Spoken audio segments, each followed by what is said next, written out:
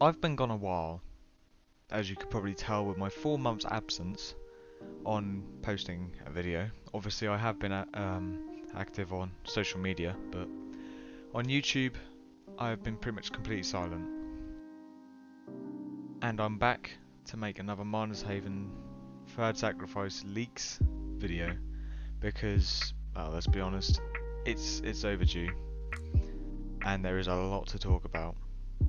I've been gone for 4 months, and in that time, Foxy and Talon and whoever else have been continuously posting leaks and information about Third Sacrifice through the Discord server. I spent 4 to 5 hours yesterday going through the 4 months of information on Discord through Foxy. Obviously, I didn't actually have a look at anything else. He has posted a couple of things on Twitter, but apart from that, there's not really anything else. And all of this in this video is what I found. If you know anything else, let me know, and I'll put it in the next one whenever that comes out in the next year. But yeah, let's just get started, as I don't want to waste any more of your time. Obviously, with Third Sacrifice, research points are going to be heavily reworked and are going to be a lot more important and vital to the progression of the game. So in doing this, they are making it more enjoyable to farm, meaning you get it through other means than just obviously furnaces and mines and stuff. And they're going to be doing this in a way like how they did with the Halloween event with the candy system. So you'll have specific items that will be used to help with research point gathering, and only research point centers and furnaces can be used to produce research points. You will not be able to use other furnaces like Thingamajig and things like that. You can still use Nuclear Stronghold and Industrial Scarab, they're still completely fine, and they're staying as R.I.P furnaces, but a majority of the other ones will probably go from being R.I.P furnaces, and they will not produce anymore. With the new rework, R.I.P is becoming almost impossible to AFK, as it is turning into a system incredibly similar to that of the candy system in the Halloween event. So as you obviously mine and gain research points, the research points will build up inside the storage system inside the furnace that you're using. Obviously this has to be a free R.I.P furnace, like I said, and basically you'll have to go and collect it, and it will only store a certain amount. So the lower tier furnaces will only store a small amount, whereas the higher tier will probably store a lot more, in the close to the hundreds of thousands, I'm guessing. So it can potentially be AFK'd, but it won't be anywhere near as AFKable as it is currently. So with that also, R.I.P can't cross over to the next sacrifice, so it will be no longer sacrifice proof. So those of you who haven't sacrificed, I'd suggest doing it now, so then you can buy the blueprints. Foxy said in a Discord thread that there is a chance that anything that costs R.I.P will be increased in price. It's just a guess. However, considering some of the ways you can get R.I.P with the new R.I.P farming ideas, I believe this could probably make trillions to maybe quintillion research points possible. So obviously the new systems, R.I.P farming, will be a lot more consistent, a lot stronger, but you will need a lot more R.I.P to buy things, which kind of makes sense. To help with the new R.I.P system, and obviously gaining R.I.P becoming a bit harder, they are adding new items to help this, being one of them being a brand new furnace. I believe it's called the Moon-Based Research Center. I don't know if that's actually the final name or not, but this is going to be a contraband furnace. Additionally, they are also adding 2 brand new types of research point farming items, which are obviously mines and upgraders. We know of the sulfur, amber, thorium, lithium and red matter mines, and there are a few upgraders that were showed. I don't think the names were mentioned, aside from metallurgic refiner, I think.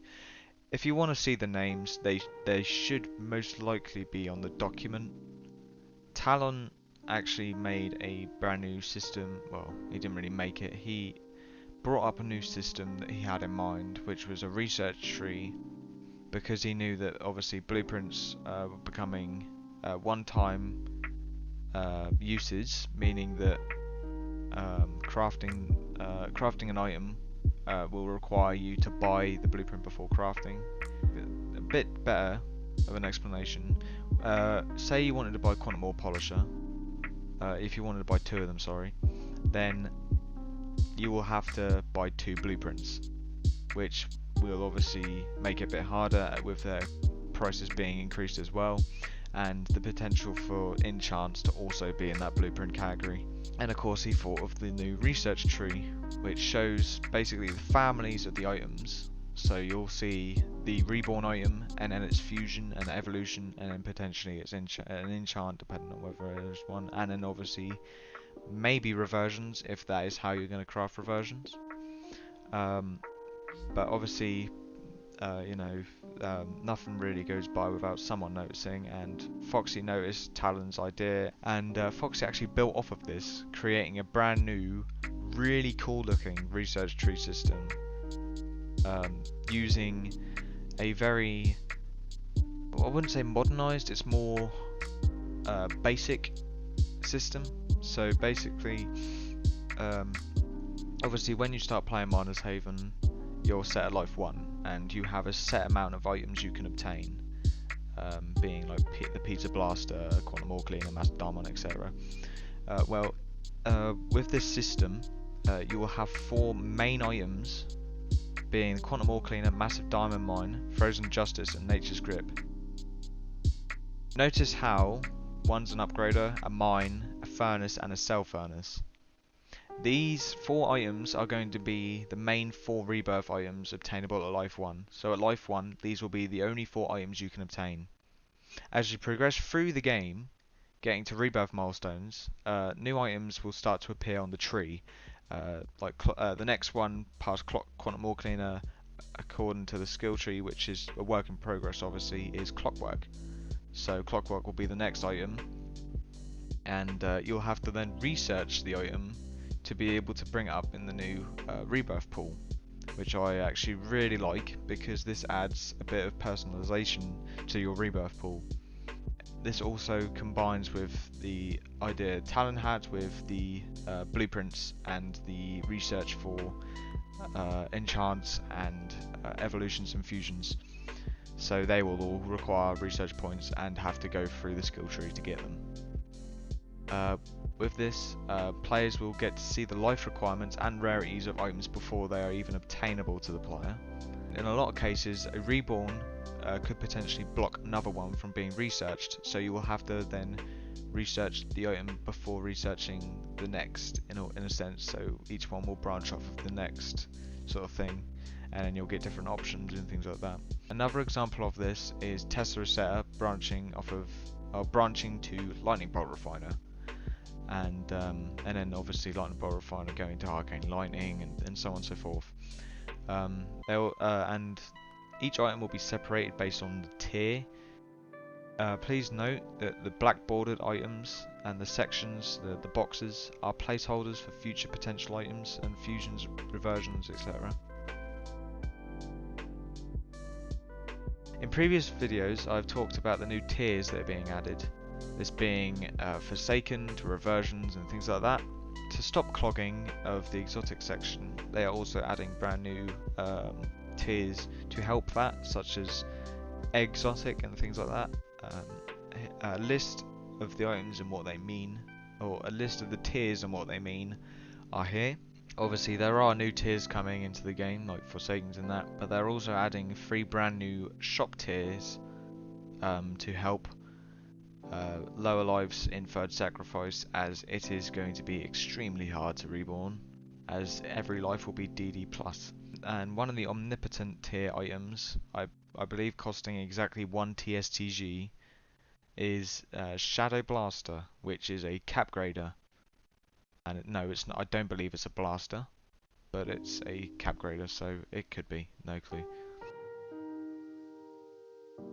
in the previous videos, I have talked about some things to do with the new map. The new map is going to be absolutely huge, and to help this they are adding a lot of new ways to explore and traverse the map. One of these actually being cars and vehicles. Foxy started messing about with Bereza's car and found out that the map is very compatible with Bereza's car, meaning that if there was a better version of a car, because Bereza's car is absolute dog, then obviously it'll be a lot easier to traverse the map and explore. Vehicles won't always be useful, as soon as the player gets a Zenith Wheel, then the Zenith Wheel will just completely roll through and completely demolish it pretty much. Foxy also had the absolutely brilliant idea to give vehicles health, so that when they are about to break, they blow up, killing people and damaging areas nearby. The next update after Third Sacrifice, which by now is going to take 5 years, being the PvP update, they are already preparing changes to certain PvP related items ready for that update. One of those being the rework and nerfs to Champion Infuser. Champion Infuser will still, but I believe it will still give wings, but they will be worse. And Champion Infuser will only be able to give the traits of 2 infusers placed on the base. But apparently, according to what Foxy has said, Champion Infuser can now kind of be used with Resetting Infuser. So he did give an example, this being you can use Zenith Wheel, Resetting Infuser, Zenith Wheel, and then Champion Infuser. So essentially you have the power of 4 Zenith Wheels, I believe. I think that's how it works. Rainbow Pathgiver is also being completely replaced, this being an item incredibly similar to Champion Infuser and being quite strong. This would also be extremely powerful in the PvP update, as they don't want people to be able to climb the wall. They want people to struggle climbing the walls in the game for some unknown reason, so that you can't raid people's bases, because I believe that's what they're doing in the PvP update, adding raiding, which could be quite cool. They're adding some new gears to the game. I believe with either with the PvP update or with this update in general, they are nerfing some weapons and adding some new ones. And some of the new givers are the coil givers, gravity coil, along with having 2 new coils added alongside it in the shop, with it being speed coil and regen coil. But to those of you who bought the Mars Game Pass, don't worry, everything will be alright, as you'll be given the fusion coil, which basically combines all of the coils into one. So when you hold it out, you will get all 3 effects, which is a lot better than only having one effect at a time.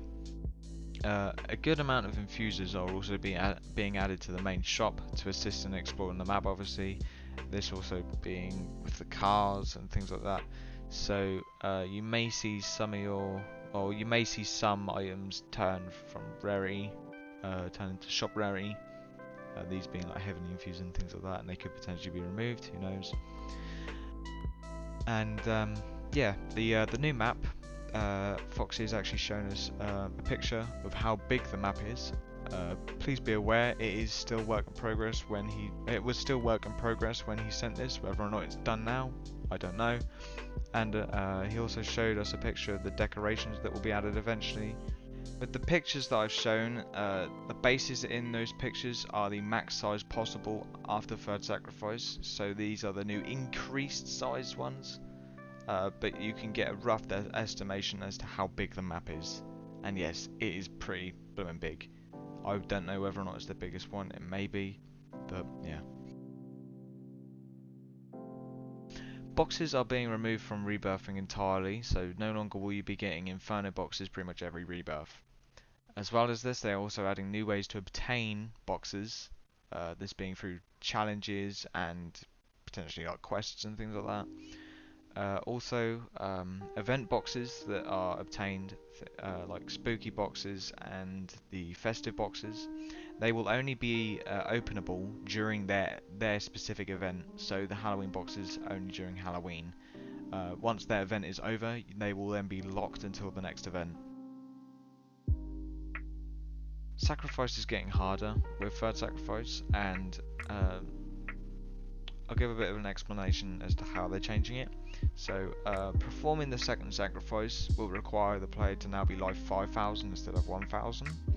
And if a third sacrifice, it's, as I've already mentioned before, you having to have the Forbidden Tome, as well as being at least life 10,000 plus. Sacrificing is also receiving a brand new effect, as the old one is, as Foxy called it, a server Killatron 5000. This isn't exactly about sacrificing, but it does have something to do with being able to sacrifice, so I will add it here anyway. So I'm sure by now most of you have completed the first Void Maze, allowing you to be able to craft the Void Drive and Dystrophy. Now, with Third Sacrifice coming out, Foxy has come up with the idea of making the Void Maze, basically completely remaking it, making it so that what it was planned to be when it first released. So similar, very similar to that of the back rooms. So there'll be several stages and several mazes you'll have to go through to complete, and then obviously just have a load of weird stuff. He did actually leave a link to a game that you could try, that basically takes you through the entire maze.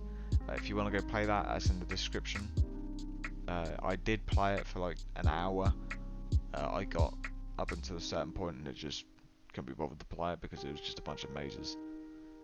If this Void Maze rework is done, Foxy said that entering the Void Maze will become a lot different and it'll potentially get harder.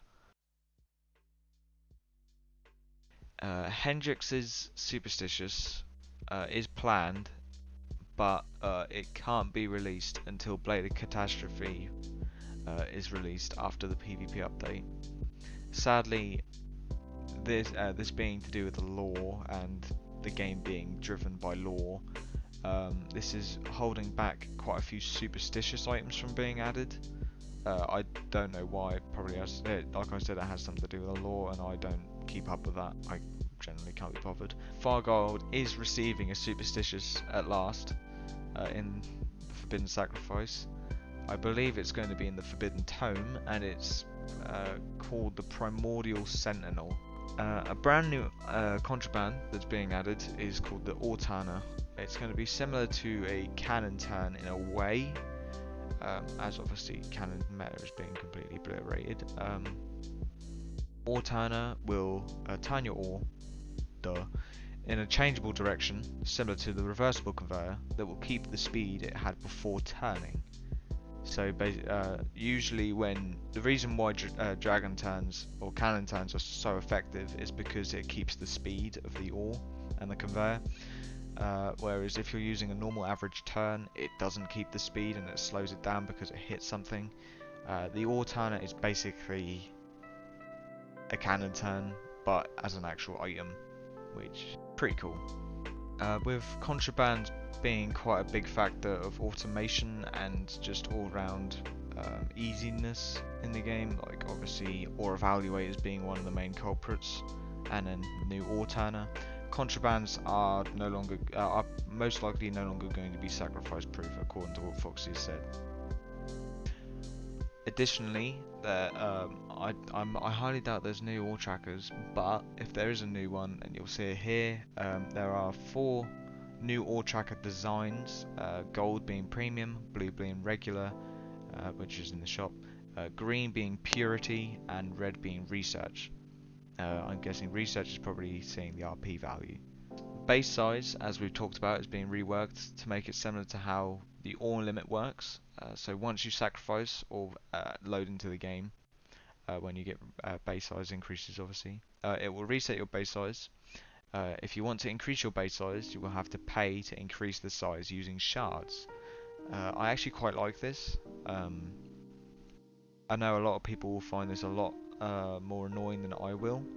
Anti-gravity items are changing colour for some unknown reason. I have no clue why. They're changing to orange, which they personally they look better. Yeah, they do look better in my opinion. But why? Some leaderboards, I know some of you are quite competitive when it comes to the leaderboards in the game, like how much UC you have or how many lives you have or whatever. So leaderboards are being removed or replaced. The one that one of them that we know of, I believe, we only know of one at the moment, is the UC leaderboard. We've talked about this before, but private islands are all receiving unique challenges, but they're also adding 3 new private islands that I believe I've already talked about, but I'll talk about it again. The Heart of the Void, Tartarus, and Darkseed. Tartarus is obtained from sacrificing for a 3rd time. Darkseed is awarded to those who have the Darkseed badge from the Halloween event. And I'm not entirely sure what the Heart of the Void one is. It's either to do with obviously entering the Heart of the Void and completing the maze, or it has something to do with maybe the new Grimstruct mine. Maybe doing the challenge with Grimstruct unlocks you that private island. But Darkseed's challenge, we actually know what the item is. It's called Conqueror's Heirloom. It's an infuser that will likely increase your damage for each kill you have. This is very PvP orientated. Exotics are becoming harder to obtain, which is obvious as they are retiring a lot of them, or well, not retiring, but stopping them from being obtainable. Some of these being Beehive and I think Equinox as well is one of them. Foxy plans on adding licensed giveaway shinies that are rewarded for obviously giveaways and potentially buying them. Final Upgrader and Ultimate Sacrifice. Obviously, Ultimate Sacrifice has been out for years now, and it's, in my opinion, it's actually quite bland in comparison to some of the other Ultimate, like big Endgame items like Merlin Sorcerer and things like that. And they are remodeling. Foxy has remodeled them. I believe it's Foxy. Or whoever. They've remodeled Final Upgrade and the Ultimate Sacrifice and gave them new looks. And they show the colours. They've said the colours are purple for the Final Upgrader and green for the Ultimate Sacrifice. And they will both receive rainbow particles and stuff once they turn into their true form, which, like I said in the previous video, isn't going to be until one of the updates after Third Sacrifice releases, which is a bit of a shame. Now, this shiny that I'm showing on the screen now is, in my opinion, the best looking shiny that will ever be in this game. However, this is going to be the hardest shiny in the entire game to obtain, probably even harder to get than the giveaway shinies. This being the Australis shiny. If you don't know, the Australis Faunacem is one of 4 components planned for a super item. This being, I believe, the Australis Venenum. They did change them. Roseo doesn't exist anymore. They replaced it with a radioactive one, or radium or something, iridium or something. I don't know. But basically 4 Australis items combined into one, making a massive, really strong item. And the item that I'm showing you now is actually the shiny variant of it. Gold, red, and black, my 3 favourite colours. Give it to me. And I vow, this is me being serious now. I vow to play the game until I get this bloody shiny because it is so nice. It's like the Void Gate, the Eclipse Gate, or the Gate of Eclipse shiny. I wanted it that bad. I didn't stop playing until I got it, and it took me about, I don't know, 3 days of grinding to get it. Thunderspore is a brand new ultimate item. I believe it's ultimate that is being added. That is the Sporist's Private Island challenge item. It's a portable item, which instantly makes it good. and it will most likely shoot lightning from underneath it, uh, being in a way RNG like, I believe. So it's only on at certain times or something like that. According to what Foxy said anyway, I believe. Cap graders are being reworked so that their upgrades will be more consistent. So no longer will you get like rubbish RNG out of a cap grader. You will actually get some good RNG, and it will be a lot more consistent. But sadly, doing this, they are making it so that all cap graders require a certain minimum cash value on the ore. So, just giving an example, like one of the cap graders at low life or like shop item will require the ore to be worth like 5k, and it'll upgrade until 180k, or I don't know, something. You know what I mean? Something that I actually found really interesting that Foxy discussed was the potential for cross-game items. This being items that are obtained from other games that are used in this game. So, Foxy's already said that he wants to add a new spook mine to the game called the Spook Empress, and it's planned to be obtained from mining Sinistite E in Azure Mines. So cross game content, which actually looks really good. And this will be for things like war games and that as well. And basically anything to do with Bereza, potentially even Visteria. That'd be quite cool to have some items for Visteria. Slipstream fusions are becoming a very high possibility now, as quite a few submitters have started making slipstream fusions, as well as the fact that Foxy's actually already said that slipstream fusions are a very big possibility. And apparently, according to Foxy, if slipstream fusions were to be added, only one of the slipstream item will be used in the craft. So, if I got it right, if you want like a great parasite crossed with an incendium mine, which probably will never happen because that's like the weirdest combination ever, but you will have to have one great parasite and an incendium mine. Those of you who want the game to be easy, sorry, ghosts are getting nerfed completely, and I believe they're all going to have the same tag, so you will not be able to use them all together anymore, I'm pretty sure. And they are also receiving some really cool looking new looks, which I'm actually really excited for. They do actually look really good, a lot better than what they do now anyway. We talked about this in the previous video, or the previous videos, that a lot of items are actually being replaced, and I actually have a list of all the items that are being replaced and what they're being replaced by. Some of them, however, are like hidden away, so you won't know them until the release. Pandora's box is being given a new evolution, as it has been demoted from a super to an advanced reborn.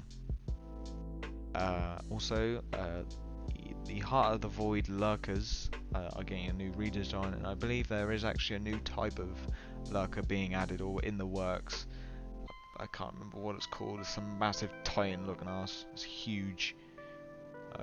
Foxy showed a comparison on how tall it was in comparison to one of those eyes in the Heart of the Void. It's absolutely massive. It has one of them inside its chest. Something else that I actually find quite interesting, and I hope this is actually quite good, is a new cell furnace rework that is potentially coming, making them more useful and giving them more uses than just being a cell furnace. I really like the sound of this. I'm thinking upgraders, or potentially industrial mines building off of cell furnaces, to even portable area of effect upgraders and things like that. Whether or not these are anything that's going to be part of it, don't know, but still going to be cool, quite cool. It could even be pulsers. They could even be like upgrading pulsers that you can use and things like that, charging up the pulsar. The cash suffix in the game at the moment is E plus 303. In Third Sacrifice, this is being doubled to E plus 606 or 606, and the way they're doing this is by making it so that there is a new currency. Obviously, centillions is the max cash suffix, but you can go past it to obtain a new currency called hex. Hex acts the exact same way as normal cash. So once you get to hex, it will obviously be hex 1, hex 2, hex 3, and then once you get into the thousands, it'll be a hex 1k, hex 2k, things like that. And in doing this, you can potentially get to cent hex, which is obviously doubling the cash suffix, which is kind of ridiculous if you ask me, because it used to be back when I was at like 20k or something, it was a struggle to get to centillions. And because of this cash suffix increase, you've got to have a new challenge item that's the max cash suffix. So obviously they're adding a new ultimate upgrader that's a predecessor of the True Overlord device, the Timekeeper device. To obtain it, you obviously have to reach centillion hex. During the challenge, exotics will be blacklisted unless their events have passed after the release of Third Sacrifice. This is to help newbies get exotics ready for this event, or ready for this challenge. And according to Foxy, apparently the challenge could potentially even still be impossible to do without exotics. So yeah, you're gonna have to try and get some exotics, lads. The Timekeeper device does have a very interesting gimmick to obviously compensate for it being incredibly hard to obtain. It actually removes the tag of the last item used, except for itself, Teslas, cannons and stars. This basically acts like a Tesla for one item, so you can use you can use I don't know if Timekeeper device works with Teslas, so you can use Timekeeper, Tesla, Timekeeper. If you can, then that'd be quite strong. But basically how it works is you can use you'll use True Overlord device, then you use Timekeeper, and you use True Overlord device, then you can use a Tesla and then True Overlord device, and then potentially Timekeeper device and then True Overlord device again, depending on whether or not Timekeeper device is resettable. I highly doubt it'd be, because otherwise that'd be pretty ridiculous. The most interesting part, however, is that it can actually reset unresettable items aside from itself, Teslas and cannons and stars. So obviously items with the tag unresettable can actually be reset by this, which makes it a lot stronger than you may think at first. Last things I come up with was the new NPCs. Zalgo and his crew are 5 new NPCs that will manage the leaderboards and have future uses. And obviously the 8 private islands will all need substitutes for the craftsman and superstitious forger. So this being one of 8 of the deities and 8 of the craftsman people. I don't know exactly what their names are. But yeah, that's pretty much it for this leaks video. I suppose just gotta wait until Third Sacrifice comes out. Foxy has been making the map, and usually when it comes to game development, the map is usually one of the last things you do. So it will probably be around about September, November, as my last statement would be around about August. It doesn't look likely, as if it was August, then they would have probably announced a release date for it by now, as it's coming up August. So anyway, thank you for watching. I hope this was helpful. I hope you learned something. Thanks for watching. Hope you enjoyed. I'll see you in the next one.